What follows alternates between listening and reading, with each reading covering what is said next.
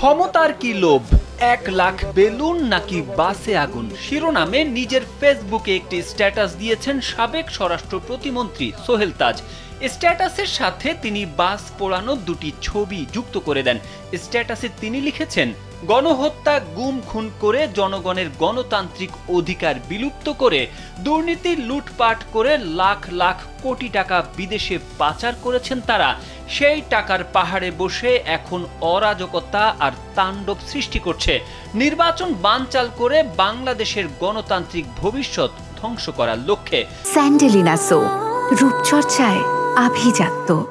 সোহেল তাজ তার স্ট্যাটাসে উল্লেখ করেন, আমার আশ্চর্য লাগে যখন চিন্তা করি যে এত কিছুর পরও এদের আওয়ামী লীগের একটা অংশ কি করে সমর্থন করে।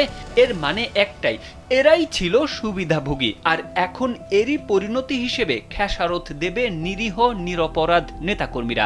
এদিকে গণ অভ্যুত্থানে ক্ষমতাচ্যুত আওয়ামী লীগ ঘোষিত আগামী 13 নভেম্বর ঢাকা লকডাউন কর্মসূচিকে ঘিরে আইন শৃঙ্খলা রক্ষাকারী বাহিনী শক্ত অবস্থান নিয়েছে বলে জানিয়েছেন স্বরাষ্ট্র উপদেষ্টা লেফটেন্যান্ট জেনারেল অবসরপ্রাপ্ত মোহাম্মদ জাহাঙ্গীর আলম চৌধুরী। মঙ্গলবার সচিবালয়ে গণমাধ্যম কর্মীদের সঙ্গে আলাপকালে তিনি একথা জানান। স্বরাষ্ট্র উপদেষ্টা বলেন, 13 নভেম্বর ঘিরে আইন শৃঙ্খলা রক্ষাকারী বাহিনী শক্ত অবস্থান নিয়েছে ও থাকবে, পরিস্থিতিও স্বাভাবিক থাকবে, কোনো ধরনের কোনো আশঙ্কা এখানে নেই।